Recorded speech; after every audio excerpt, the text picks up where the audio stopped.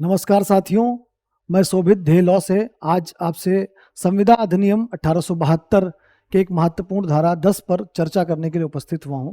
धारा 10 सिविल विधि के अंतर्गत एक महत्वपूर्ण भूमिका निभाती है कि कौन से ऐसे करार हैं जो संविदा में परिवर्तित हो सकते हैं। जैसे कि हम धारा 2H में परिभाषा पढ़ते हैं कि कौन से ऐसे करार हैं जो संविदा होते हैं, तो धारा 2H कहती है कि वह करार जो विधि द्वारा परिवर्तनीय होते हैं वह संविदा होती हैं। तो विधि द्वारा परिवर्तनीय होने के लिए किसी करार में क्या क्या आवश्यक तत्व होने चाहिए, उन आवश्यक तत्वों की चर्चा धारा 10 करता है। धारा 10 ये बताता है कि कौन से करार में अगर ये चीजें पाई जाएंगी तो ऐसे करार संविदा हो जाएंगे। संविदा विधि आपको पता है एक सारभूत विधि है। सारभूत विधि क्या होती है? जो किसी पक्षकारों के अधिकार और कर्तव्य का निर्धारण करती है या परिभाषित करती है। तो ऐसे सारभूत विधि संविदा विधि है जहां स्वयं पक्षकार ही अपने अधिकार और कर्तव्य का निर्माण करते हैं, जहां पक्षकार स्वयं मिलकर तय करते हैं। इसीलिए इसको बोलते हैं कि यह पेक्युलियरी टाइप ऑफ सब्सटेंटिव लॉ है। और साथ ही साथ इसको हम लोग सकारात्मक विधि, पॉजिटिव लॉ भी कहते हैं, इस माध्यम से, ताकि यह ज्यादा से ज्यादा लोग संविदा और करार कर सके। तो धारा 10 ये बताने आई है कि कौन से ऐसे करार हैं जो संविदा में परिणित हो सकते हैं। तो धारा 10 कहती है, हम बेयर प्रोविजन को देखते हैं कि कौन से करार संविदाएं हैं। तो धारा 10 कहती है सब करार संविदाएं हैं यदि वे संविदा करने के लिए सक्षम पक्षकारों की स्वतंत्र सहमति से किसी विधिपूर्ण प्रतिफल के लिए और किसी विधिपूर्ण उद्देश्य के लिए किए गए हैं और तद्वारा अभिव्यक्तता शून्य घोषित नहीं किए गए हैं। तो ऐसे करार जो हैं वो हम मानेंगे कि वो संविदा में परिणित हो सकते हैं, मतलब वो संविदा का रूप ग्रहण कर सकते हैं अगर किसी करार में यह मुख्य आवश्यक तत्व पाए जाते हैं। तो चूंकि संविदा विधि सकारात्मक विधि है, तो सकारात्मक साथ कहती है, जैसे मार्जिनल नोट ने पूछा कि कौन से करार संविदाएं हैं, तो धारा ने उत्तर दिया कि सब करार संविदाएं हैं यदि उनमें यह आवश्यक तत्व पाए जाते हैं। जैसे कि कौन से आवश्यक तत्व, यदि वे, अगर हम बात करें कि कौन से, अगर हम बात करें कि कौन से, तो सक्षम पक्षकार होना चाहिए। क्या होना चाहिए? सक्षम पक्षकार होना चाहिए। तो सक्षम पक्षकार होना चाहिए और ऐसे सक्षम पक्षकारों की स्वतंत्र सहमति होनी चाहिए और किसी विधिपूर्ण प्रतिफल और विधिपूर्ण उद्देश्य के लिए किया जाना चाहिए। ये और लगा दिया गया है कि विधिपूर्ण प्रतिफल भी होना चाहिए और उद्देश्य भी होना चाहिए और तद्वारा अभिव्यक्तता शून्य घोषित नहीं किए गए हों, तो भी कोई करार संविदा में परिणित हो सकता है। अब धारा 10 जो है वो एक सिनॉप्सिस का भी काम करती है अगले नेक्स्ट 20 सेक्शंस के लिए। तो जैसे हम लोगों ने पढ़ा है तो हम याद भी कर लेते हैं। लिखा है उनके सक्षम पक्षकारों के द्वारा। तो सक्षम पक्षकार कौन होते हैं? तो हम एक सरसरी निगाह से देख लेते हैं कि धारा 11 बताती है कि कौन से व्यक्ति जो होते हैं वो संविदा करने के लिए सक्षम होते हैं। धारा 12 बता देती है, जो धारा 11 के अंदर बताया गया कि 3 प्रकार की सक्षमता बताई गई है। पहली सक्षमता बताई गई है आयु को लेकर कि उसकी वो क्या होना चाहिए, वो वयस्क होना चाहिए। क्या होना चाहिए? ऐसा व्यक्ति संविदा करने के लिए जो विधि के अनुसार है वो क्या होना चाहिए? प्राप्त वय होना चाहिए, वयस्क होना चाहिए, अर्थात उसने 18 वर्ष की आयु प्राप्त कर ली हो। अगर कहीं पर किसी विधि के द्वारा किसी न्यायालय ने किसी व्यक्ति का संरक्षक घोषित कर दिया है तो ऐसी दशाओं में हम 21 वर्ष मानते हैं कि उसकी वयस्कता की आयु कितनी होगी? 21 वर्ष होगी। किंतु प्राप्तवय, अगर हम प्राप्तवय अधिनियम की बात करें तो वहां पर 18 वर्ष माना जाता है कि कोई भी व्यक्ति संविदा करने के लिए सक्षम हो जाता है। लिखा है जो स्वस्थ चित्त हो और जो किसी विधि द्वारा जिसके अधीन है संविदा करने के लिए निर्हित ना हो। तो कौन से व्यक्ति सक्षम माने जाएंगे? कौन से करार, जब कोई करार को संविदा में अगर परिवर्तित होना है तो ऐसे करार में सक्षम व्यक्ति होना चाहिए। तो कौन सक्षम माना जाएगा? जो प्राप्तवय होगा, जो स्वस्थ चित्त होगा और जो जिस विधि के अधीन संविदा कर रहा है ऐसी विधि के अंतर्गत अभिव्यक्तता उसको निर्हित ना किया गया हो, अर्थात वो अरहित व्यक्ति हो, वो संविदा करने के लिए सक्षम हो, क्वालिफाइड व्यक्ति हो। तो धारा 11 के अंतर। अब धारा 12 बता देती है कि संविदा करने के प्रयोजन से स्वस्थ चित्त क्या है। तो धारा 12 इस बात को बताती है कि संविदा करने के प्रयोजन के लिए कोई भी व्यक्ति जो है वो स्वस्थ चित्त माना जाएगा जब वो संविदा के अंतर्गत, जब संविदा की जा रही है उस समय, at time of the contract, वो संविदा के बारे में सारी चीजों में युक्त संगत निर्णय लेने के बारे में सक्षम है। तो जब वो युक्त संगत निर्णय लेने में सक्षम होता है तब हम मानते हैं कि वो संविदा करने के लिए सक्षम है। इसी तात्पर्य में देखते हैं कि अगर कोई ल्यूनेटिक पर्सन है जिसको समय समय पर पागलपन का दौरा पड़ता है, किंतु जब वो करार कर रहा होता है उस समय वह स्वस्थचित्त है, तो अगर वह करार करते समय स्वस्थचित्त है तो ऐसे व्यक्ति को माना जाएगा कि वह वैध संविदा करने के लिए उस समय सक्षम था और उसके द्वारा किया गया करार संविदा में परिणित हो सकता है। किंतु जो व्यक्ति सामान्यतः ठीक रहता है और पागल होना रहता है बीच में, तो जिस समय उसका मन मस्तिष्क ठीक नहीं होता है, वो संविदा के जो परिणाम है, जो युक्त संगत निर्णय है, उसको लेने में सक्षम नहीं होता है, तो ऐसा व्यक्ति को संविदा करने में माना जाता है कि वह स्वस्थचित्त नहीं है। तो धारा 10 बताने आई है कि कौन से ऐसे करार हैं जो संविदा में परिणित हो सकते हैं, जिसमें पहला बताया गया सक्षम पक्षकार, जो धारा 11 और 12 से हम लोग पढ़ते हैं कि किन व्यक्तियों को हम संविदा करने के लिए सक्षम मानते हैं।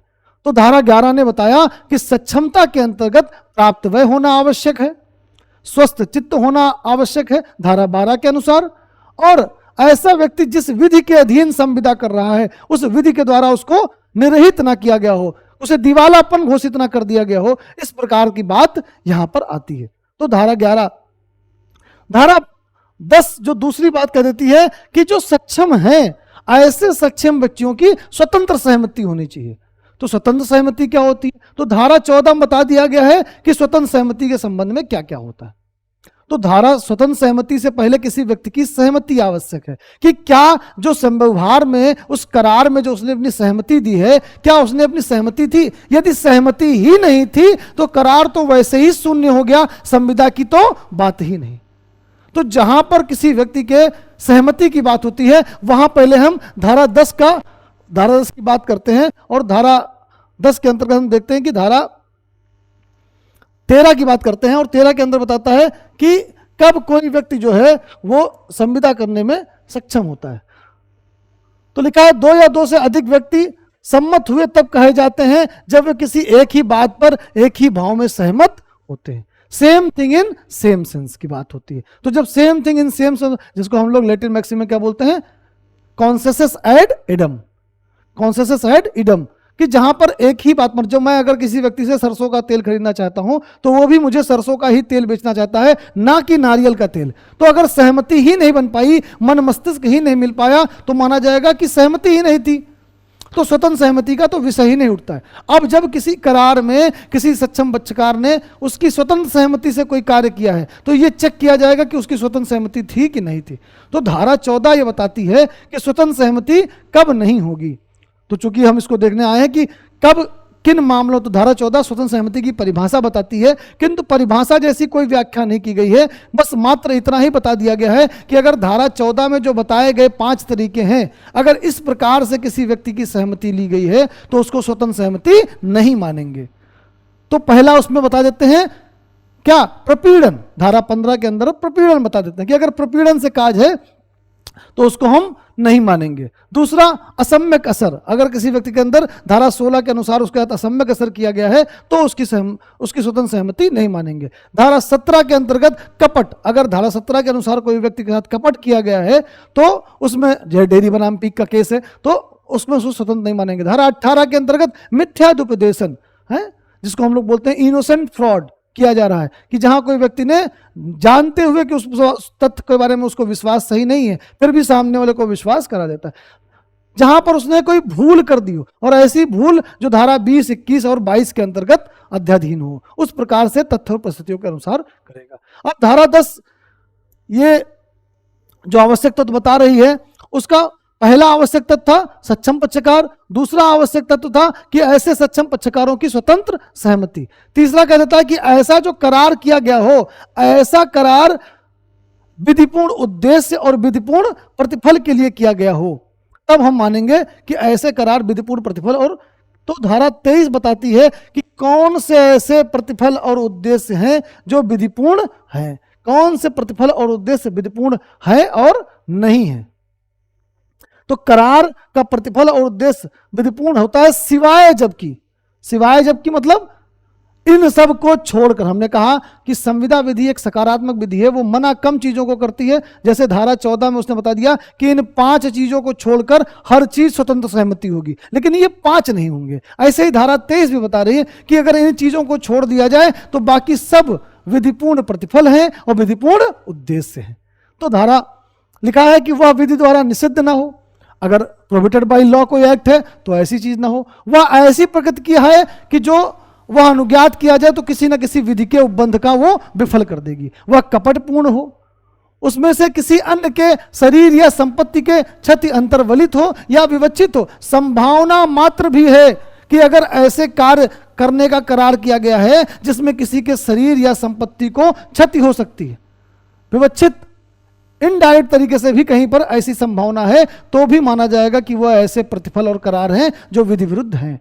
और जो लास्ट वाला है, जो सबसे ज्यादा डाइवर्सिटी आती है, कि न्यायालय उसमें अनैतिक और लोक नीति के विरुद्ध माने। कौन माने? न्यायालय माने। देखिए, अगर व्यक्ति इस बात पर तय हो जाए कि क्या नैतिक है क्या लोक नीति के विरुद्ध है, तो जिधर संख्या होगी वो बल जीतेगा। इसीलिए यहां पर न्यायालय की बात की गई कि न्यायालय उसे अनैतिक या लोक नीति के विरुद्ध माने। जस्टिस बैरो का कथन है कि public policy is unruly horse, ठीक है ना, एक लोकनीति एक अनियंत्रित घोड़े के समान है। जस्टिस बैरो का 2012 पीसीएसजे में क्वेश्चन भी पूछा गया प्री में। तो इसके सारे इलस्ट्रेशंस इंपॉर्टेंट हैं।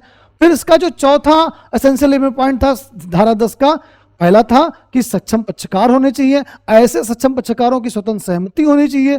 तीसरा और चौथा कि पक्षकारों के विधिपूर्ण प्रतिफल और विधिपूर्ण उद्देश्य होने चाहिए। और अंतिम कि तत् द्वारा उसको अभिव्यक्तता शून्य घोषित ना किया गया हो। तो देखिए, धारा 24 से शून्य करार की बात होती है, धारा 24 से शून्य करार की बात होती है। लिखा हुआ है कि शून्य करार, तो धारा 24 से लेके 30 तक भारतीय संविदा अधिनियम 1872 में अभिव्यक्त रूप से घोषित कर दिया है कि अगर इन चीजों का आप करार करेंगे तो ऐसे करार हम शून्य मानेंगे। जिसमें पहला है कि यदि प्रतिफल और भागता विधि विरुद्ध है या करार शून्य होंगे। दूसरा, जहां पर बिना प्रतिफल के करार किया जाएगा वह शून्य हो जाएंगे। धारा 25 में बहुत ही इंपॉर्टेंट है।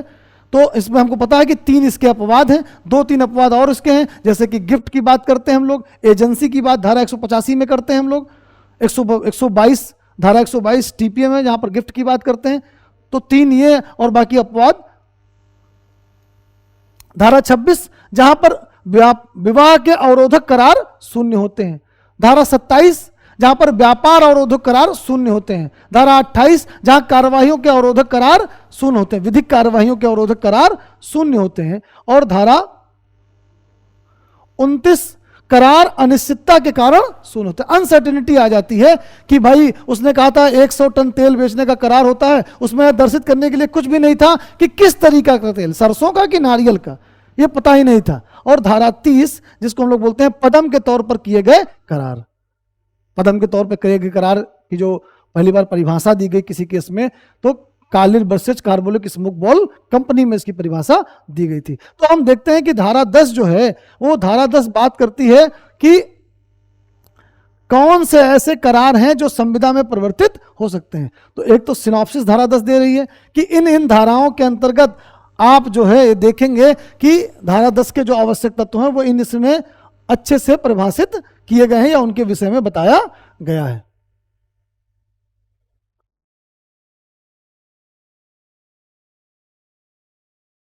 धारा 10 जा भाई, तो सब करार संविदाएं हैं यदि उसमें सक्षम पक्षकार हैं, अर्थात धारा 11 और 12 के अनुसार उनकी स्वतंत्र सहमति है, मतलब धारा 13 से लेकर 22 तक सहमति और स्वतंत्र सहमति। अगर उनके विधिपूर्ण उद्देश्य और विधिपूर्ण प्रतिफल है, तो विधिपूर्ण प्रतिफल और उद्देश्य कहां होंगे? धारा 23 के अनुसार। तत्द्वारा उनको अभिव्यक्तता शून्य घोषित ना किया गया हो तो भी ऐसे करार क्या होंगे? यह माना जाएगा कि वह धारा 24 से 30 में अगर उस करार को किया गया तो वह करार क्या होंगे? शून्य होंगे। अब बात आती है एक विशेष प्रावधान की धारा 10 के अंतर्गत, जो विशेष बात बताई गई है कि और क्या हो सकता है। तो धारा 10 का जो परंतुक है वो परंतुक ये बताता है, परंतुक नहीं कहेंगे सॉरी, दूसरा पैरा। तो धारा 10 का जो दूसरा पैरा है इसमें लिखा है कि इसमें अंतर्विष्ट कोई भी बात भारत में प्रवृत्त और तद द्वारा अभिव्यक्तता निरसित ना की गई किसी विधि पर जिनके द्वारा किसी संविदा का लिखित रूप में साक्ष्यों की उपस्थिति में किया जाना अपेक्षित है, या किसी ऐसी विधि पर जो दस्तावेजों के रजिस्ट्रीकरण से संबंधित है प्रभाव नहीं डालेगी। अर्थात अगर किसी करार में कहीं पर विधिक रूप से पहले प्रावधान कर दिया गया है कि अगर आप इस प्रकार की संपत्ति खरीद रहे हैं, बेच रहे हैं और उसके संबंध में कोई करार कर रहे हैं, तो उसको साक्ष्यों के द्वारा अनुप्रमाणित होना चाहिए, उसको दस्तावेज फॉर्म में होना चाहिए, उसको रजिस्ट्रीकरण होना चाहिए। जैसे कि अगर हम देखें संपत्ति अंतरण अधिनियम के अंतर्गत संपत्ति को बेचना और खरीदना, तो उसमें बता दिया गया 100 रुपए से ऊपर की अगर अचल संपत्ति के संबंध में अगर आप विक्रय कर रहे हैं तो उसको क्या होना चाहिए, उसको रजिस्ट्रीकृत होना चाहिए, लिखित होना चाहिए। दान के संबंध में हम लोग टीपीए में धारा 122 से लेकर 129 तक के जो प्रावधान पढ़ते हैं, वहां पर हम पढ़ते हैं कि अगर दान कर रहे हैं तो वहां 2 गवाह होने चाहिए, लिखित होना चाहिए, रजिस्ट्रीकृत होना चाहिए। धारा 25 जहां पर हम लोग पढ़ते हैं बिना करार के, बिना प्रतिफल के जो करार होता है वो शून्य हो जाता है। वहां पर भी जो अपवाद है, उस अपवाद में बताया गया कि अगर कोई अपने नैसर्गिक वश, प्रेम वश किसी व्यक्ति को कोई संपत्ति दे रहा है तो वो उसको लिखित होना चाहिए, उसको हस्ताक्षरित होना चाहिए। तो जहां पर अगर किसी विशेष विधि के अंतर्गत या किसी विधि के अंतर्गत भारत में प्रवृत्त विधि है और उसमें उस किसी करार को करने के लिए कोई विशेष तरीका बता दिया गया है कि उसको साक्ष्यों के द्वारा लिखित होना चाहिए, क्षमा चाहिए, साक्ष्यों के द्वारा उसको साक्ष्यों के द्वारा उसको क्या होना चाहिए, अनुप्रमाणित होना चाहिए, उन साक्ष्यों की उपस्थिति में होना चाहिए, या दस्तावेजों के रजिस्ट्रीकरण से संबंधित विधि के द्वारा होना चाहिए, तो उसी के अंतर्गत उसको किया जाएगा, अन्यथा नहीं किया जाएगा। तो धारा 10 ये अपने आप में एक सिविल विधि के अंतर्गत एक जहां पर एक बीज का काम करता है कि कोई भी करार कब संविदा बनेगा, तो वह बीज यहीं पर परिवर्तित होकर एक वृक्ष का रूप बनता है कि किसी भी करार को अगर संविदा बनाना है तो उस करार के अंतर्गत अगर ये निम्न चीजें पाई जाएंगी कि सक्षम पक्षकार होने चाहिए, स्वतंत्र सहमति होनी चाहिए, विधिपूर्ण प्रतिफल, विधिपूर्ण उद्देश्य होना चाहिए, और इस विधि के द्वारा तद द्वारा कहीं पर शून्य घोषित नहीं होना चाहिए। तो हमको ये धाराएं भी याद हो जाती हैं इसी बहाने कि कौन कौन से 11 और 12 में क्या बताई गई है, सक्षमता के विषय में बताया गया है, ठीक है ना, कौन सक्षम होगा कौन सक्षम नहीं होगा। 3 प्रकार की सक्षमता धारा 11 में बताई गई है, एक आयु पर बता दी गई है, एक स्वस्थ चित्त मस्तिष्क पर बता दी गई है, और तीसरा बता दिया गया कि किसी विधि के द्वारा अगर किसी व्यक्ति को निर्बंधित कर दिया गया है संविदा करने के लिए, तो ऐसे व्यक्ति को भी अरहित व्यक्ति नहीं मानेंगे, उसको निर्हित ही मानेंगे, डिस्क्वालीफाइड मानेंगे। और धारा 13 जो बात करती है कि सहमति की, पहले सहमति होगी तभी स्वतंत्र सहमति की बार चर्चा करेंगे, या हम टेस्ट कर पाएंगे कि इस संव्यवहार में पक्षकारों की सहमति स्वतंत्र थी कि नहीं थी। तो पहले सहमति, एक भी बात पर एक ही भाव में सहमत होना चाहिए, same thing in same sense, consensus ad idem की बात होती है। तो इसको हम लोग इस तरीके से देख सकते हैं कि ऐसे से, और इसमें जो स्वतंत्र सहमति में बता दिया गया कि ये परिभाषा है जिसमें अगर इन चीजों से नहीं होगा तो हम मान लेंगे कि स्वतंत्र सहमति नहीं थी। तो इस प्रकार से, इसीलिए इस चैप्टर का नाम है संविदाओं, शून्य करणीय संविदाओं और शून्य करारों के विषय में। तो शून्य करार धारा 24 से लेकर 30 बता दिए गए। शून्य करणीय संविदाएं, जब कोई संविदा जहां पर पक्षकारों की स्वतंत्र सहमति नहीं होती है, उनके स्वतंत्र सहमति के बिना अगर कोई कार्य होता है तो उस संविदाओं को क्या बोलते हैं, शून्य करणीय संविदाएं। इन सब के अपने अपवाद हैं। जैसे कि एक एग्जाम्पल के तौर पर हम ले सकते हैं कि अगर मैं आपको भी दिखाता हूं, यह बहुत ही महत्वपूर्ण विषय है जो मैं आपको बताना चाहता हूं कि धारा 14 में बता दिया गया है कि स्वतंत्र सहमति, तो उसमें प्रपीड़न और कपट और मिथ्या विपदेशन से जो करार किए जाते हैं, और ऐसे करार में अगर उस करार का प्रभाव क्या होता है, उसके लिए धारा 19 में प्रावधान किया गया है। धारा 19 बता देता है कि स्वतंत्र सहमति के बिना किए गए करारों की शून्य करणीयता क्या होगी। तो अब धारा जो 19 बताता है, इस 19 के अंतर्गत ये बता दिया गया कि जब किसी करार को किए सम्मति, प्रपीड़न, कपट या दुपदेशन से कारित होती है, तब ऐसी संविदा जो उस पक्षकार के विकल्प पर शून्य करणीय है, जिसकी सम्मति ऐसी कारित हुई थी, तो क्या मानेंगे उसको कि ऐसी संविदा शून्य करणीय। शून्य करणीय संविदा से तात्पर्य क्या होता है, बताया गया है कि जहां पर कुछ संविदा के कुछ पक्षकार चाहते हैं कि संविदा परिवर्तित हो जाए, लेकिन अन्य पक्षकार सहमति नहीं होती है, लेकिन जब तक इस बात का एक युक्त समय के भीतर न्यायालय के बीच में केस कर आप इसको नहीं कहेंगे, तब तक किसी को नहीं पता चलेगा। तो इसलिए अगर आप राजी नहीं है, आपकी स्वतंत्र सहमति नहीं है, तो आप इसको क्या करेंगे, जल्दी से जल्दी शून्य करणीय कराएंगे। अब दूसरा पैरा जो इसका बात करता है धारा 19 की, बहुत इंपॉर्टेंट बात करता है कि अगर किसी व्यक्ति के साथ कपट किया गया है, मिथ्या विपदेशन किया गया है, और वह व्यक्ति चाहता है कि संविदा में वैसे ही परिवर्तित कर दिया जाए और मुझे उसी स्थिति में रखा जाए जबकि मेरे साथ कपट या मिथ्या विपदेशन ना हुआ हो, तो लिखा है संविदा का वह पक्षकार जिसकी सहमति कपट या दुपदेशन से कारित हुई थी, यदि वह ठीक समझे तो आग्रह कर सकेगा कि संविदा का पालन किया जाए और वह उस स्थिति में रखा जाए जिसमें यदि वह होता कि वह किए गए विपदेशन सत्य होते। तो ये देखिए बहुत ध्यान देने बात है कि धारा 19 जो है बहुत ही महत्वपूर्ण है। ये बताती है 3 करार के बारे में, जहां पर करार में स्वतंत्र सहमति प्रपीड़न से, कपट से और मिथ्या विपदेशन से की गई है। अब लेकिन दूसरे पैरे में आपने प्रपीड़न नहीं देखा, अर्थात इससे क्या समझ में आता है, क्योंकि प्रपीड़न जब किया जाता है तो भारतीय दंड संहिता के अंतर्गत या आने वाले टाइम में जो बीएनएस है जहां पर अमेंडमेंट हो जाएगा, बीएनएस के अंतर्गत कोई अगर प्रतिबंधित कार्य था, किसी शरीर या संपत्ति को क्षति करने के लिए डरवा के कोई काम किया गया था, जैसे कि एक पति था और उसकी पत्नी और उसका बच्चा था, पति ने क्या किया कि मैं अपनी जान दे दूंगा अगर तुम संपत्ति मेरे भाई के नाम से नहीं लिखोगी, तो प्रपीड़न करके कर लिया था। तो प्रपीड़न वाली संविदा सदैव और सदैव शून्य करणीय ही रहती है, वो कभी भी वैध नहीं हो सकती, वो शून्य हो सकती है किंतु कभी भी वैध नहीं हो सकती है। ये कहां से मिलता है? धारा 19 के पैरा 1 और पैरा 2 से। पैरा 1 में देखिए तीनों चीजें लिखी गई हैं, तीनों चीजों में प्रभाव बताया गया है कि अगर किसी करार में कपट, प्रपीड़न और मिथ्या विपदेशन से है तो ऐसी संविदा शून्य करणीय कहलाएगी। दूसरा कह देता है कि अगर वो चाहता है जिसकी सहमति कपट से और मिथ्या विपदेशन से प्राप्त की गई, प्रपीड़न का नाम नहीं लिया गया है, तो अगर वो रिक्वेस्ट करता है कि नहीं आप संविदा को फिर से लागू कर दीजिए, बस मेरे साथ जो आपने कपट किया था, मिथ्या विपदेशन किया था, वो सारी चीजें सत्य कर दीजिए, तो नहीं मानेंगे। तो ये आप देख सकते हैं बहुत ही महत्वपूर्ण है। धारा 19 से केवल और केवल किसकी बात करता है? असम्यक असर की बात करता है। ये अलग कर दिया गया, ये कि असम्यक असर के संबंध में जो प्रावधान है वो अलग कर दिए गए 19 में। तो धारा 19 में ये बात 1899 में ऐड करके इसको अलग कर दिया गया असम्यक असर में। असम्यक असर में क्या होता है? बर्डन ऑफ प्रूफ चेंज होता है। जहां पर कोई व्यक्ति इस स्थिति में है वो किसी मन को अधिशासित कर सकता है, वो प्राधिकारवान व्यक्ति है उस व्यक्ति के संबंध में, तो वहां बर्डन ऑफ प्रूफ उस व्यक्ति के ऊपर होता, साबित करने का भार उस व्यक्ति के ऊपर होता जो ये कहता है कि नहीं मैंने असम्यक असर नहीं किया है, ये बात उसको प्रूफ करनी होती है। तो संविदा अधिनियम में जो धारा 10 है वो बहुत ही महत्वपूर्ण है कि कौन से ऐसे करार हैं जो संविदा के रूप में परिवर्तित हो सकते हैं, और वह करार धारा 10 के जो आवश्यक तथ्य हमने बताए उसके अनुसार वह एक विधिक रूप परिवर्तित हो जाता है। ऐसा करार विधिक रूप से अगर परिवर्तित करना है, जो 2H में कहा जाता है कि वह करार जो विधिता परिवर्तनीय होते हैं वह संविदा बन जाते हैं। तो धारा 10 की अगर आवश्यकता पूरा कर देते हैं तो ऐसे करार संविदा में परिवर्तित हो जाते हैं। बहुत बहुत धन्यवाद।